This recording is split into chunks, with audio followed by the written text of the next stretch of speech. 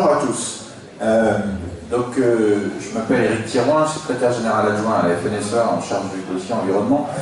Et sinon, je suis agriculteur d'abord, en Eure-et-Loire, sur une exploitation en céréales, oléagineux. Puis j'ai une boutique de produits du terroir où je regroupe une trentaine de producteurs en circuit court sur mon exploitation. Et j'ai eu la joie d'avoir mon fils qui m'a rejoint. Je salue les JA qui m'a rejoint en ERL il y a 2 ans maintenant sur mon exploitation. Alors, je voulais d'abord vous féliciter, te féliciter pour ta récente élection, et puis tout l'engagement que tu mets à l'intérieur de la FDSEA avec une sacrée équipe, parce que je pense que entre Sandy et Gilles, on a vu les interventions, le dynamisme que vous mettez, et ça se ressent quand on arrive ici, et donc bravo à toute ton équipe. Et puis évidemment, je pense à Gilles, mais je pense aussi à Michel, je pense à Gilbert, que je vois aussi régulièrement à Paris sur les différents dossiers. Et oui, vous pouvez être sûr, vous avez une FDSEA qui est investie avec beaucoup d'hommes et de femmes qui savent s'investir pour vous. Alors, s'investir c'est bien, mais s'investir pour quoi faire? Pour ressasser, pour dire tout va mal, pour se plaindre du matin au soir, ou pour essayer de trouver des solutions aux problèmes qu'on peut avoir et aller de l'avant et s'investir pour changer les choses et faire en sorte que ça puisse aller. Alors je ne sais pas s'il y a moyen de passer le PowerPoint peut-être sur le contrat de solution. Je vais essayer de me lever et de m'asseoir en même temps. Ça va permettre d'être un peu plus dynamique, parce qu'à cette heure-là, je pense que vous n'êtes pas affamés, mais il faut quand même que j'ai votre attention. Alors, qu'est-ce qui s'est passé? Il s'est passé que depuis 4 ans que j'ai repris ce dossier environnement, il se trouve qu'à chaque assemblée générale que je faisais de la FDSEA, sur le problème des produits phytosanitaires, des produits de protection des plantes, à chaque fois on me disait il y en a marre, on nous a enlevé tel produit, on ne sait plus comment on fait. Et puis, il y a 2 ans, on nous a dit il y en a marre avec les émissions des Lucé, les caches investigation ceci, les caches investigation cela, les 20 heures. Et puis, de fil en aiguille, on en a marre, et je pense que, sans faire de lien avec le témoignage poignant qu'on a eu tout à l'heure, je pense qu'effectivement, on a aussi une chape de plomb qui pèse sur nos épaules sur l'image qu'on peut avoir quand on sort un pulvérisateur, qu'on a des gens qui se bouchent le nez, des gens qui planquent leurs enfants en disant voilà, pollueur. Alors qu'en fait, 87% des Français aiment les agriculteurs. On est quasiment la profession la mieux aimée en France. On est la profession quasiment la mieux aimée en France. Il faut se le dire. Et au bout d'un certain temps, avec les collègues, on s'est dit, mais je sais pas, on doit être dans un monde d'autistes, on se comprend pas. On s'affronte en permanence. Qu'est-ce qu'on peut faire? Alors les uns et les autres, on dit, il faut faire des campagnes de communication, il faut être sur Twitter, il faut expliquer aux gens les choses, etc. Et en fait, la réalité, c'est qu'on a le grand public qui nous dit, c'est dangereux. Et puis nous, depuis toujours, on dit, mais non, c'est pas dangereux. Il y a les AMM, on a nos pratiques, on met des bandes enherbées, on fait attention à la vitesse du vent, ceci, cela, et la société continue de dire non, c'est dangereux, et nous on dit non, c'est pas dangereux, et puis on n'avance pas. On n'avance pas, et puis on va d'interdiction en interdiction, interdiction des néonicotinoïdes, interdiction prononcée par le président de la République sur le glyphosate au moins de 3 ans, et sans arrêt, et on a des impasses, on manque de solutions, et on a des résistances, et on s'envoie. Donc on a décidé, en juin, de dire, eh bien on arrête tout ça. Stop. Donc le 14 novembre, on a fait une conférence de presse, on en a fait une deuxième au Salon d'Agriculture il y a 15 jours, et on a dit, écoutez, le problème, c'est plus de savoir si c'est dangereux ou pas dangereux. Le problème, c'est qu'aujourd'hui, le consommateur veut qu'on réduise l'usage du phytosanitaire, qu'on réduise l'usage, les risques et les impacts. C'est pas de savoir si c'est dangereux ou pas dangereux, il y a une volonté du consommateur qu'on réduise l'usage, les risques et les impacts. Et donc on a répondu, ok, banco, on va le faire. Et pour le faire, il faut trouver des solutions. Il faut trouver des alternatives. On ne peut pas avoir d'interdiction et puis des impasses, le précipice. Il nous faut trouver des solutions, il faut trouver des alternatives. Quand on a des alternatives, à ce moment-là, on peut changer. C'est faisable. Et donc, je veux bien qu'on passe la diapo d'après, où effectivement, 3 points, les 3 points sont essentiels. Je ne sais pas si vous avez un petit clic, non? Bon, alors, allez-y, cliquez. Merci. Donc, le premier point, c'est répondre aux attentes sociétales, concernant effectivement le sujet des produits phytosanitaires. Bien évidemment, aussi avec le deuxième point, garantir la productivité, la rentabilité, la compétitivité de nos exploitations. Et puis, pour ça, c'est disposer de solutions alternatives pour avancer dans une trajectoire de progrès. Alors, on a rassemblé 35 organisations agricoles. On a démarré avec quelques-unes, et puis en fait, toutes les organisations agricoles ont frappé à la porte en disant « et nous, on veut être aussi dans cette logique de solution, de trajectoire de progrès. On veut aussi participer, on veut aussi travailler. » Donc aujourd'hui, on en a 35. Sur ce tableau-là, en fait, on en est plutôt maintenant à une quarantaine. Et maintenant, vient d'arriver les ministères. Donc si on passe la diapo d'après, effectivement, on a, comment ça s'appelle? On a, dès le départ, dit comment on fait pour trouver des solutions.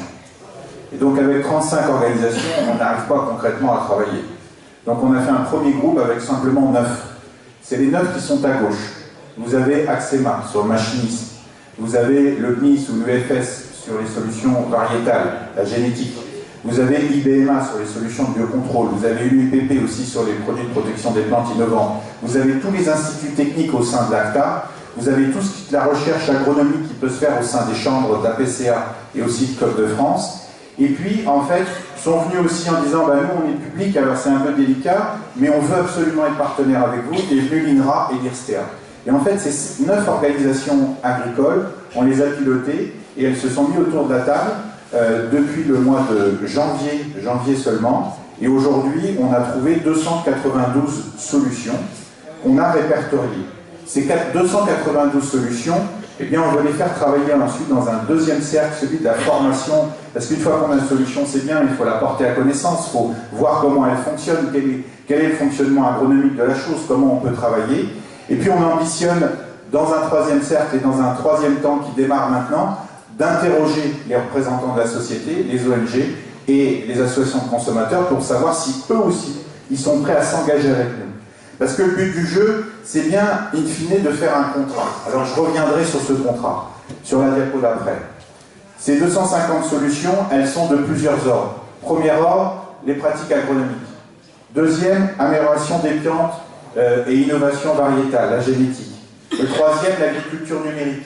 C'est quelque chose qui explose et qui est extrêmement important. La robotique, l'agroéquipement, les progrès sur le machinisme, le biocontrôle, les produits de protection des plantes innovantes, et puis les démarches de filière et de territoire, tout ça dans une dynamique de conseil, de formation et de diffusion.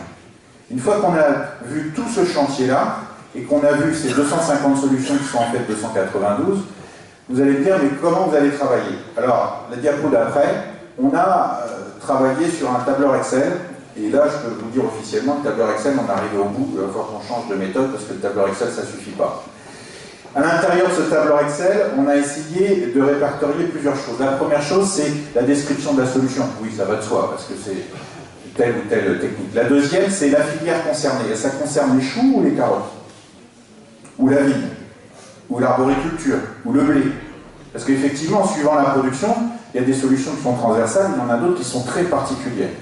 Ensuite, quel est le type d'action visée? Est-ce que c'est les fongicides? Est-ce que c'est les insecticides? Est-ce que c'est les herbicides?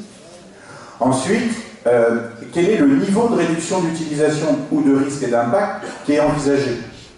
On voit par exemple, il y a des solutions qui sont déjà déployées à 50%, il y en a d'autres qui vont se déployer l'année prochaine, il y en a d'autres, ça va être dans 5 ans. Et donc effectivement, on peut être à 0, à 5, à 10, à 20% d'actions faites. Et justement, je disais déploiement parce que c'est l'autre sujet.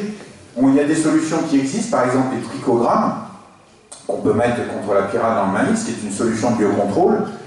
Bien aujourd'hui, on sait que c'est déployé à 30%.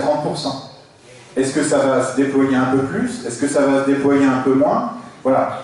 On a essayé de cranter dans le temps, parce que les solutions, elles ont besoin de temps, elles ont besoin de se situer dans le temps. Et puis, derrière, autre chiffre, c'est le surcoût. Est-ce que c'est un gain ou un surcoût d'investissement? Alors, je vais vous donner juste un petit exemple.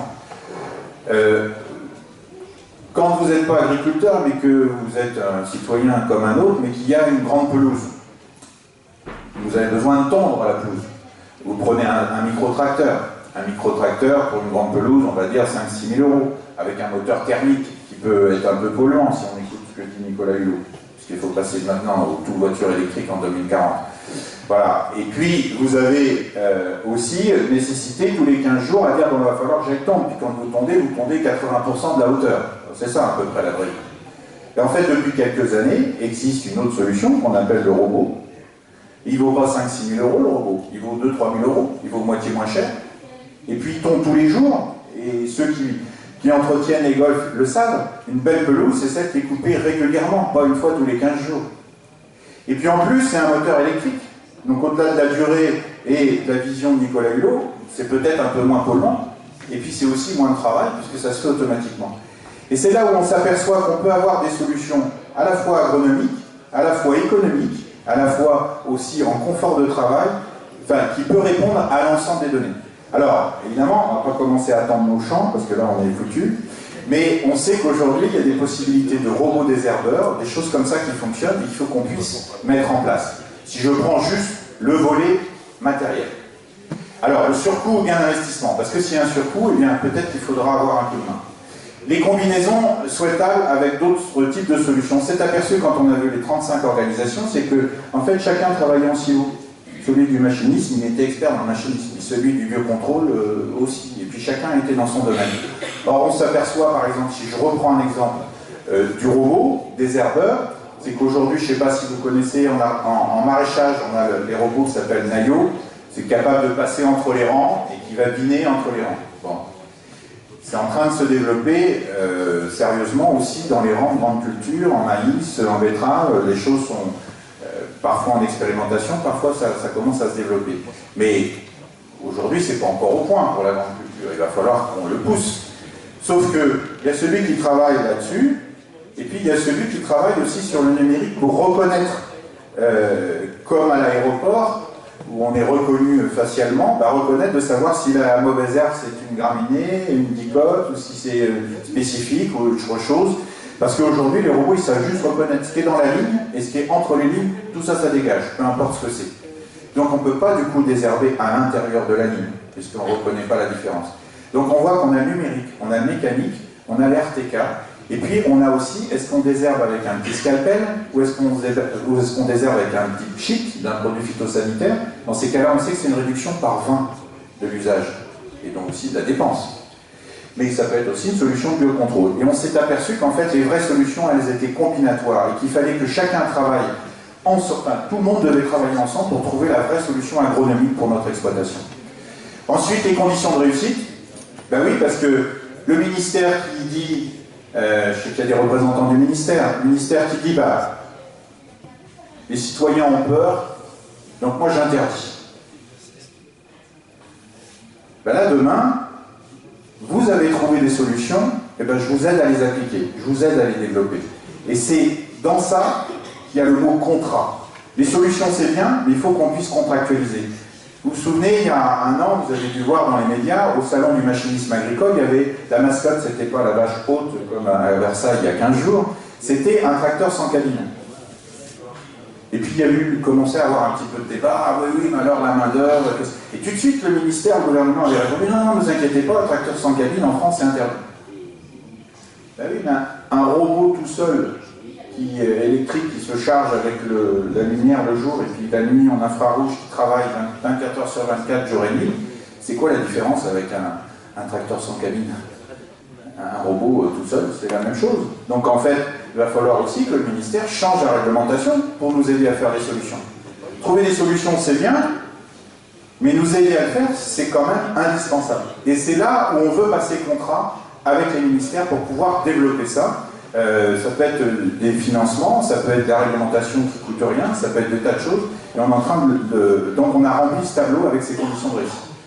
Les modalités de suivi, donc c'est les indicateurs, et puis les acteurs ciblés, quels sont les acteurs qui sont engagés dans ce sujet-là. Donc si on peut éventuellement revenir en arrière, encore, voilà, encore une fois, merci, voilà, juste, voilà, parfait. En fait, depuis 2 mois, on travaille sur le premier cercle, trouver l'innovation et la recherche. On a démarré juste après le salon sur véritablement ce deuxième cercle. Et le deuxième cercle, on a demandé au ministère de venir. Parce que ce qui s'est passé pendant le salon d'agriculture, où on a présenté ce contrat de solution, en fait, tout le monde, tous les médias, tous les représentants des ministres ont tous dit « Mais bon Dieu, c'est ça la solution. C'est de relever les manches, trouver les innovations, la recherche, les alternatives, et après on pourra aller de l'avant. » Et nous, c'est la même chose. Faire des interdictions avec des impasses, on n'en veut pas, mais si on a des alternatives pour faire mieux, pour répondre à l'attente du consommateur, on est OK. Et donc on a les directions du ministère de l'Agriculture qui sont venues, ministère de l'Environnement, ministère de la Santé, ministère de la Recherche, et puis cette semaine, c'est le ministère de la Formation qui a dit « Mais nous, on va aussi venir, même pas besoin d'aller chercher, tellement ça rassemble. » Pour qu'on puisse donner un coup de main et faire en sorte qu'on accélère les choses et qu'on aille plus vite. Et vous voyez l'inversement. Au début de mon propos, je vous ai expliqué qu'on se retrouvait avec les médias sans arrêt qui étaient en train de nous montrer du doigt comme les méchants, les pollueurs, qu'on n'avait rien à faire des Français. Et aujourd'hui, c'est l'inverse. Tout le monde dit, mais c'est génial. Effectivement, la proposition, le syndicat de solutions, ce travail avec 35 partenaires, on veut en être, on veut construire, on veut un projet. Au lieu d'avoir simplement des invectives, on a inversé les choses où maintenant on est sur un projet pour construire l'avenir et quelque chose où tout le monde se retrouve ensemble. Eh bien, c'est ce travail-là, au travers du contrat de solution, l'ensemble d'entre nous, on veut essayer de s'engager et faire en sorte qu'on puisse, non plus comme avant, avoir une distorsion de concurrence exacerbée de tous les instants, parce qu'on a une interdiction franco-française pendant que le reste de l'Europe peut faire ce qu'il veut. Si je prends l'exemple du riz, en herbicide, sur le riz, on a 6 produits autorisés, alors qu'en Italie, il y en a 19 et en Espagne, il y en a 21. Comment voulez-vous qu'on fonctionne avec des distorsions de concurrence comme ça? Eh bien là, avec ça, notre objectif, c'est aussi d'avoir une distorsion de concurrence, mais dans l'autre sens. C'est d'avoir des solutions d'avance sur les autres pays, pour qu'on puisse retrouver un ancrage avec la société et avec tout ce qu'on peut faire. Donc voilà un petit peu le contrat de solution. Après, je ne sais pas si c'est compliqué, je vous propose de passer la vidéo directement. On s'est réunis avec les 35 organisations. Alors, je vais dire un petit mot pendant que la vidéo se prépare. On s'est retrouvés avec les 35 organisations. Et puis, en fait, on va peut-être arrêter là. Merci, stop, voilà, merci. On s'est retrouvés avec 35 organisations et on a fait cette petite vidéo pour communiquer avec le grand public. Les 35, il n'y a pas eu de débat pour savoir si c'était bon ou pas. Tout le monde a dit banco pour avancer sur ce point-là. Juste avant de passer la vidéo, 2-3 témoignages. On a eu, par rapport au glyphosate, qui a été cité plusieurs fois à la tribune, on a eu effectivement, en septembre dernier, le Premier ministre, Édouard Philippe, qui a dit « Les phytosanitaires, il va falloir vous apprendre à vous en passer ». C'était à la foire de Chalon. Ensuite, on a eu les états généraux de l'alimentation, et les premiers débats, c'était comment éradiquer, éliminer les produits phytosanitaires. Ensuite, on a eu le débat sur le glyphosate, où on était « c'est dangereux, c'est pas dangereux, c'est dangereux, c'est pas dangereux ». Résultat, l'Europe a dit « c'est pas dangereux », alors je renouvelle pour 5 ans. Et 2 heures après, le président de la République, dans un tweet, dans l'avion qu'il emmenait en Afrique, parce que lui, il a le droit de tweeter quand il est dans l'avion, dans un tweet pendant qu'il allait en Afrique, il a dit « Moi, dans moins de 3 ans, je l'interdirai totalement ». Et puis ça, c'était en octobre. Et puis en novembre, on a présenté ce contrat de solution. Et la clôture des EGA par le même Premier ministre en décembre a été de dire, et il me regardait avec Christiane, puisqu'on lui avait présenté ça quelques jours avant, il nous a regardé en disant « Moi, je préfère la culture des solutions que celle des normes ». On a eu ensuite les vœux du président de la République qui a dit « Bon, sur le glyphosate, il n'y a peut-être pas des solutions pour tout, on n'a peut-être pas des alternatives pour tout, on pourra peut-être qu'à 90%. » Et puis il est venu au salon de l'agriculture l'après-midi et il a dit à un certain nombre d'agriculteurs qu'il alpaguait sur le sujet « Oui, on n'y arrivera peut-être qu'à 80%. » Et puis le soir, en fin d'après-midi, avec d'autres agriculteurs, à l'Odyssée du végétal, il dit « toute façon, on ne fera pas d'interdiction s'il n'y a pas de solution.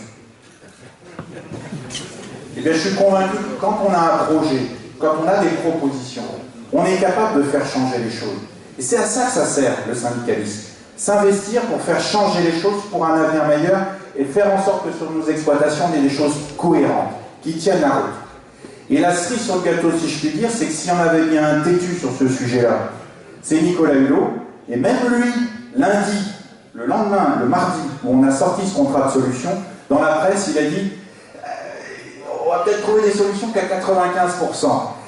Alors, évidemment, il nous reste 3 ans pour faire comprendre la réalité des choses, s'il y en a ou s'il n'y en a pas, mais on voit déjà que les choses se sont inversées et qu'il a été compris au travers des gouvernements que, eh bien, c'est avec la profession agricole qu'on pouvait construire un avenir meilleur et qu'on ne pouvait rien faire en mettant les agriculteurs dans des impasses. Ce qu'il nous faut, c'est des solutions.